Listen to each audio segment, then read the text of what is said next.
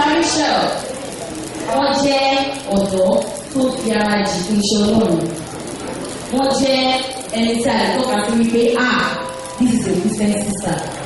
Church model is a very big and popular church that pastor dáàdì wọn mọ́mì wọn àwọn àgbà ìjọ yẹn gangan òun ni wọ́n. So Sister Rachel has been serving God in that church for a long time. So when the time comes, the normal thing for a lady to have a husband. Church wọ́n bẹ̀rẹ̀ sí ní ṣe normal process, counseling, sister àṣẹ̀tìlára àṣẹ̀tìgbàdúrà, all these things. Now there is a pastor in that church. We call him Pastor Michael. Pastor Michael náà ti wà nínú ìjọ yìí for a long time. Wọ́n lè ṣe bí ọmọ Ọlọ́run, everyone sees their fruit. Ó wá ṣẹlẹ̀ wípé nígbà tó yá church wọ́n bẹ̀rẹ̀ sí ní bó wọ́n ṣe lè ṣe àtàwọn òbí wọn. Sísá ilé ọgbàdúrà, bọ́lá Michael náà wọ́n gbàdúrà àwọn ní Sister Rachel. So we call him Pastor Michael, is the pastor. So also ní àwọn Sister Rachel pé àwọn ní flower àwọn tó wà ní garden àwọn. So nígbà tí Sister Rachel gbọ́dọ̀ rẹ̀ wọ́n ní káwọn náà lọ gbàdúrà àwọn ọmọ wa ṣe jẹ́. Sister Rachel lọ lóòótọ́ àwọn náà gbàdúrà. Ṣùgbọ́n wọ́n wà bẹ̀ ṣùgbọ́n wọ́n wà bẹ̀ ní Sister Rachel ní conviction that Pastor Michael ní ọkọ àwọn. But because of the influence of the parents, àwọn òbí wọn, ìyá àjọ, bàbá àjọ, ọ̀pọ̀lọpọ̀ pastor. So they were able to, let them call it manipulation. Ọ̀ṣà, Sister Rachel ṣàgbàgbọ́, okay, ọkọ mi nìyí. So àwọn ọ̀dọ́ máa ń sọ, call it for sister náà, this pastor. Gbogbo ọmọ ìjọ ló tẹ̀ fọwọ́ sí, ọdún fún àná àwọn méjì jọ ti pé àwọn ènìyàn we of God in fact, gbogbo ìjọ pé this is the right and correct one.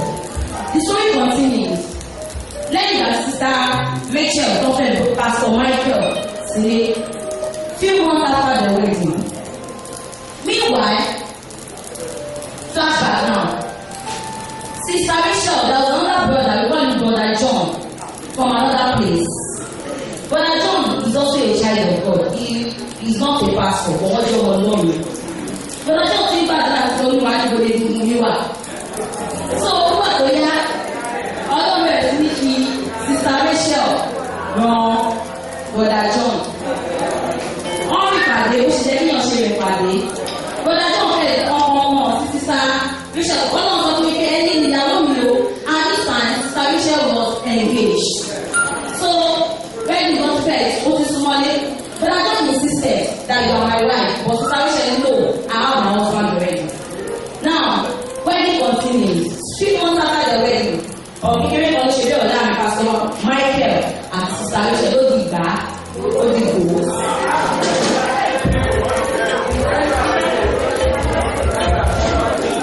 Lẹ́ẹ̀kẹ́ sí àsìkò yóò di pé Pastor Michael tí wọ́n sọ di àṣà kan máa lọ Sister Rachel bó ṣe wọ̀.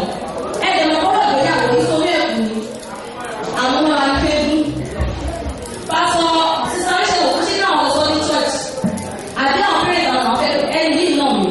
Ó lè dé bí wípé oyin alákọ̀ọ́kọ́ bàjẹ́ fún Sister Rachel lára nípa nínú. Oyin ẹlẹ́kẹ̀ẹ́jì ó bàjẹ́ nípa nínú. Nígbà tó yá ojú Sister Rachel kan ti dà already. Ẹ̀ṣẹ̀ ni o.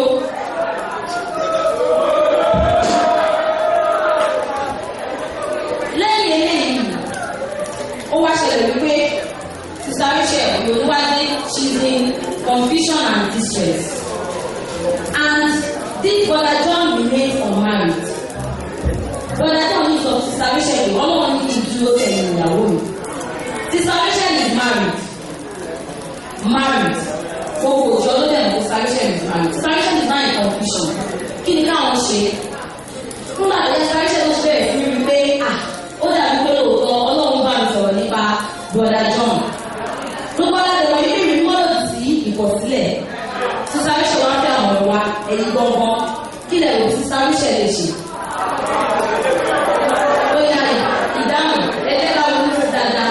Wọ́n fẹ́ àwọn ọ̀rọ̀ wa kí wọ́n lè kó nínú ìfòyà tí wọ́n wà yìí. What do you think she can do? Anyone say Okono, what will give you the microphone, please? If you have any contribution, raise your hand. Please, we want you to contribute. sister Rachel yẹn ká ló wá kó já burú ẹ̀. Kí ló máa sọ fún wọn? Advice wo lè wá fún? Ẹ ká lọ wẹ̀ hallelujah. Hallelujah. Please don't let us misinterpret the statement. He said, she said, Sister and Brother John prayed and saw Sister Rachel. On the night, Sister Rachel also prayed and saw Brother John instead of Brother Mike. So therefore, why not let her leave the husband and go for the right thing?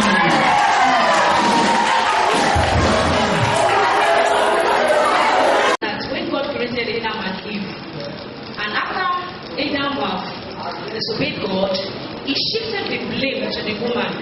We made obìnrin tó fún mi, òun ló jẹ́ kí n dẹ́ṣẹ̀. And never say that is why that pastor have no right to choose for anybody. You need to pray. Gbogbo ìtàn prayer is manipulate yẹn. It's because àti ẹ̀bọ̀ you didn't know as now. Solution láti wà wá báyìí. No, you can. Praise the Lord. Hallelujah. Ẹ jẹ́ sáré sọ ìdáàbò kan fún wa. Gbogbo àwọn bàbá kún yà ṣàmù. Now ṣé mo pé nígbà tí ìyàwó wọn fún tọ́ padà remarry? Do you know he married a virgin? And they asked this woman that, Mommy, we discovered that they said he met you virgin. And the woman said, right from our youth day, God has shown her Baba Kumuyi is her husband. And God told her she must not defile herself. And she kept herself until the time she later married Oshem community. So what are we saying? Please, God is God. And He does whatever pleases Him. That is what I'm going to say. Now, your question. Do I get one answer? However, the will of God. This is not the will of God. The Bible says, I know the thoughts I have towards you. It's a thought of what? Please, to give you what? And expected. This is not the will of God for the man. It is Aboropa. And when you fall, the Bible says rise again. So it is not best for the sister to rise again and go back to the story. To our Lord. How are we even sure that this case again? But John and his family, ṣe wípé bóyá èṣù ló tún. God can never manipulate. You get me? What if this case also is also a manipulation of the devil? What are you saying? Now I want to tell you one thing. There is any marriage without what? Without challenge. So èmi kò wò bóyá káko according to his own bóyá our challenge marriage tó yẹ kí sáré ṣe bí ẹ̀ láyé.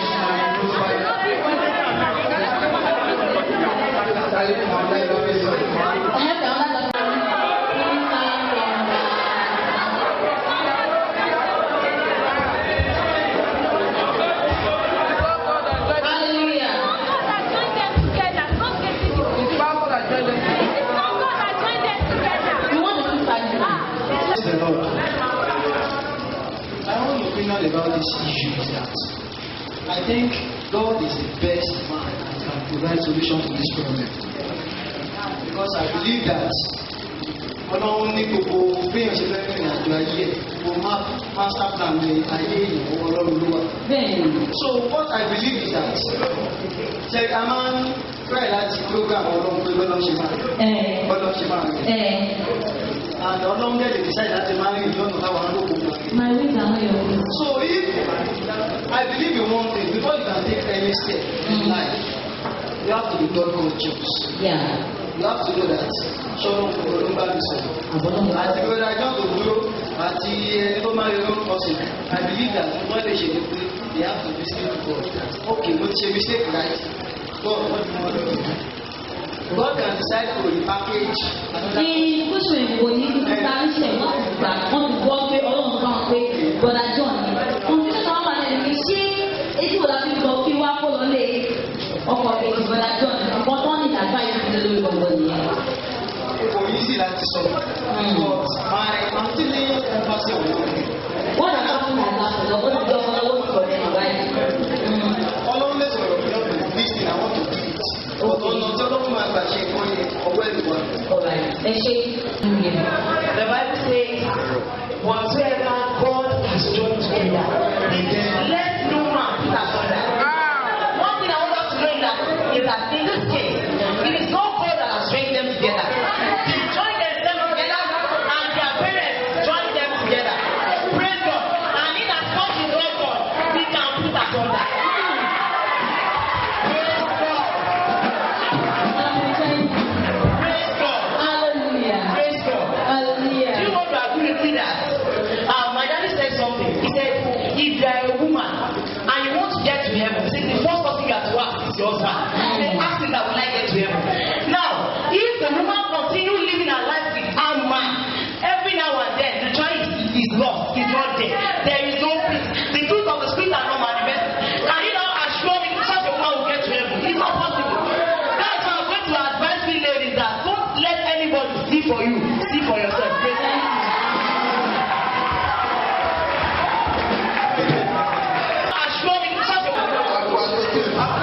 Anyway, I'm not the one that will round up everything and say that this is what I'm going to do, because ultimately this is like the inspiration. So we only got that this. See what I have now, what I'm supposed to be Pastor Michael can also say it's like almost part of the church. Then find out that from a community is like so only for you know we are still back to us people manner in the message. Maybe I will find a tangible solution to that. But I only want to appreciate every one of us for our contribution. I thank you. I think you have to appreciate today. In fact, people are in the spirit. Another thing I want to say before I go to the mic is that story like Sister Rachel. You can learn, as children of God, you can learn some things which have been mentioned here. But I would like to teach you what it is so that you remember, especially we youth brothers, youth sisters. Know what you believe and know how you receive from God. Emma is here, but what I don't know, I don't say anything. And please don't allow manipulation in your marriage.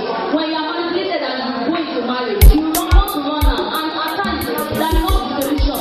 So take time. You don't want to say that I saw you. I say, so take your time to really pray and let God lead you. Another thing is church influence. Please, there are many churches. That is our idea. Many churches, many uncountable.